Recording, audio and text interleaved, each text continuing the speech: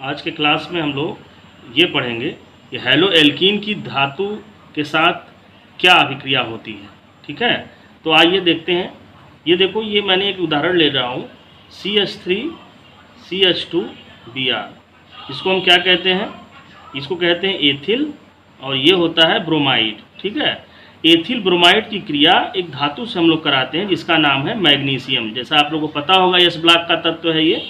और इसके साथ हम ड्राई ईथर का इस्तेमाल करते हैं। ड्राई ईथर, ये क्या है? ड्राई का अर्थ होता है शुष्क, सूखा, और शुष्क का साफ मतलब ये है कि नमी नहीं होना चाहिए। नमी मतलब जल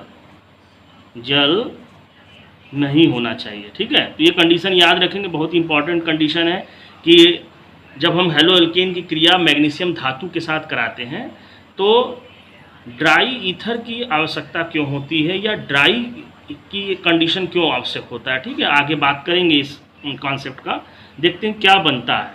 तो ये देखो आप, ये जब रिएक्शन होगा तो ये बनता है CH3CH2Mg और Br। ठीक है, इसका नाम है एथिल, और ये धातु है, इसका नाम लिखेंगे फिर मैग्नीशियम, और Br को क्या पढ़ेंगे? ब्रोमाइड। और ये बहुत ही इम्पॉर्टेंट यौगिक है जिसको हम ग्रिगनार्ड रिएजेंट कहते हैं, क्योंकि विक्टर ग्रिगनार्ड ने इस अभिकर्मक की खोज की है, जिसके कारण इनको नोबेल प्राइज भी मिला हुआ है। तो ग्रिगनार्ड अभिकर्मक बहुत ही इम्पॉर्टेंट अभिकर्मक होता है जो वर्सेटाइल ऑर्गेनिक कंपाउंड को बनाने में अपना बहुत बड़ा योगदान दिया हुआ है। तो चलते हैं, थोड़ा हम इसको समझते हैं कि इसकी जो स्ट्रक्चर है ये क्यों बहुत ही महत्वपूर्ण है।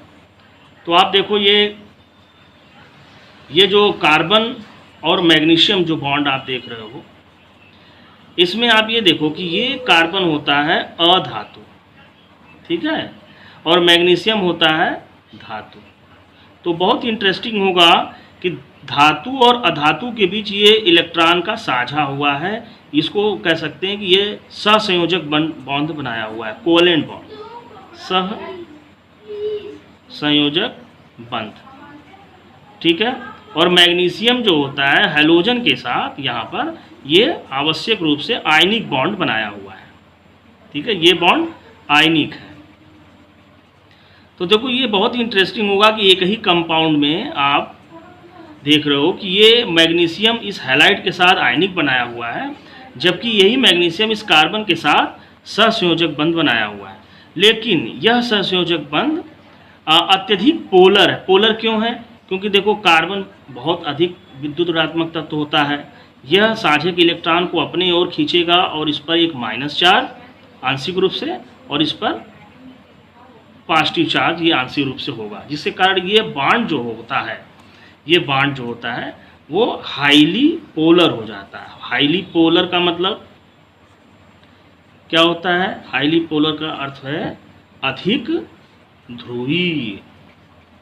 ठीक है, और अधिक ध्रुवीय होने के कारण ये जो बॉन्ड होते हैं कार्बन और मैग्नीशियम के बीच, ये बहुत ही सक्रिय होते हैं। सक्रिय का अर्थ होता है कि किसी भी अभिक्रिया में ये एक्टिवली पार्टिसिपेट करते हैं, या हम ये कहें कि बॉन्ड वीक होता है।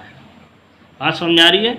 तो देखो, इसमें सिंपल आप ऐसे समझो कि CH3Mg और Br, जिसको हम यहाँ पे दूसरा उदाहरण देख के बात कर रहे हैं हम लोग, मेथिल मैग्नीशियम ब्रोमाइड, जिसमें ये वाली जो हिस्सा होता है ये ऋण हिस्सा होता है, और ये वाला जो हिस्सा होता है ये प्लस हिस्सा होता है। और ये बॉन्ड जो होता है, जो भी रिएक्शन होता है, किसी भी रिएक्शन में अगर ये ग्रिगनार्ड रिएजेंट पार्टिसिपेट करता है तो ये बॉन्ड टूट जाता है। ये बॉन्ड यहाँ से टूट जाएगा। तो बॉन्ड आप इम्पॉर्टेंट है कि ये बॉन्ड जो होता है, देखिए अभी जो हम बात कर रहे थे कि नमी क्यों नहीं लिया जाता है।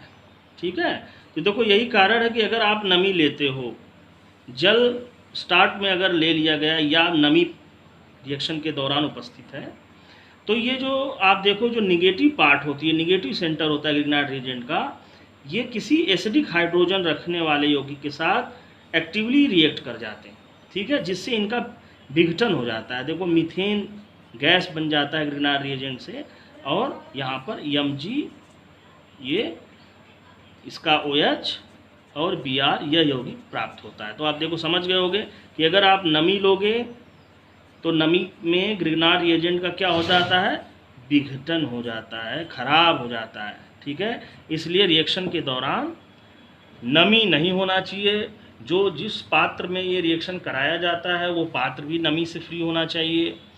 जो भी कंपाउंड आप लेते हो वो कंपाउंड में भी नमी नहीं होनी चाहिए। ठीक है, अब बात करते हैं कि ईथर की उपस्थिति अनिवार्य क्यों होती है। ईथर की उपस्थिति क्यों ली जाती है, तो देखिए आप, ये बहुत ही सिंपल है कि अगर कोई भी यौगिक बनाया जा रहा है और ये हमको पहले से ही पता है कि ये बहुत ही एक्टिव यौगिक है, किसी से भी क्रिया कर लेता है, इवन कि अगर ऑक्सीजन गैस भी उस कंटेनर में रहता है तो ऑक्सीजन से भी क्रिया कर लेता है। इसलिए कंटेनर में भी कह सकते हो कि जो वायु नहीं होनी चाहिए।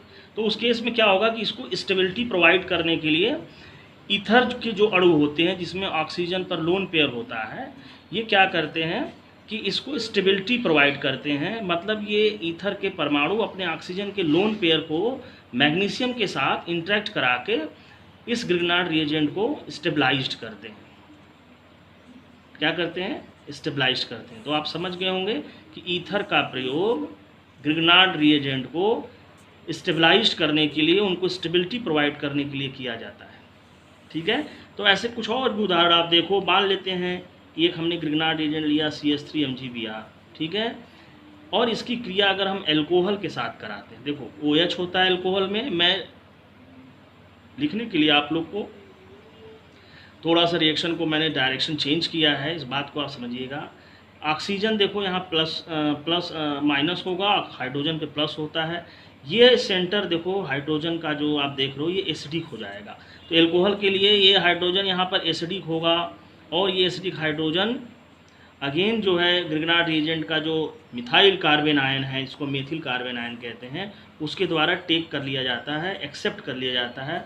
और वही सेम रिएक्शन होता है जैसे जल से हुआ था। मीथेन गैस निकलता है Mg, और ये जो हिस्सा है आपका जो माइनस वाला हिस्सा है वो Mg के साथ यहाँ पे रिएक्ट हो लिखा जाएगा और ये लास्ट में Br लिखेंगे। तो आप समझ गए होंगे कि कोई भी ऐसे कंपाउंड हैं जो कि ग्रिग्नार्ड रिएजेंट से क्रिया करते हैं, जिनके पास एक्टिव हाइड्रोजन है, जिसको हम एसिडिक हाइड्रोजन कहते हैं, वो हाइड्रोजन ईजिली रिप्लेस किए जाते हैं ग्रिग्नार्ड रिएजेंट द्वारा।